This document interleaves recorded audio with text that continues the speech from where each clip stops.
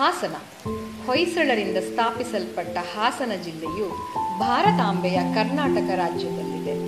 ಹಾಸನದ ಮೂಲ ಹೆಸರು ಸಿಂಹಾಸನಪುರಿ ಮತ್ತು ಹಾಸನವನ್ನು ಶಿಲ್ಪಕಲೆಯ ಬೀಡು ಎಂದೂ ಸಹ ಕರೆಯುತ್ತಾರೆ.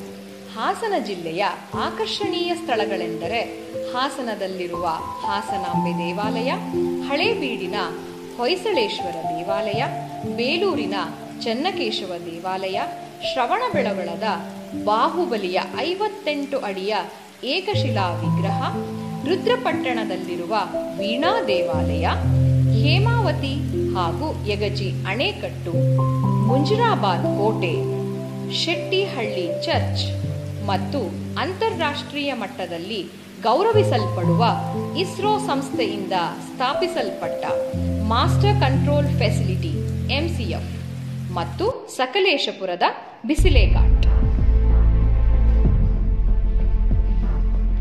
ಹಾಸನದ ಹೆಸರಾಂತ ವೈದ್ಯರಾದ ಡಾಕ್ಟರ್ ರಾಜೀವ್ ರವರು ಗ್ರಾಮೀಣ ಭಾಗದ ವಿದ್ಯಾರ್ಥಿಗಳಿಗೂ ಸಹ ವಿದ್ಯೆ ಕೈಗೆಟುಕಬೇಕು ಎಂಬ ಕನಸು ಕಂಡು ರಾಜೀವ್ ಎಜುಕೇಷನ್ ಟ್ರಸ್ಟ್ ಅನ್ನು ಪ್ರಾರಂಭಿಸಿದರು.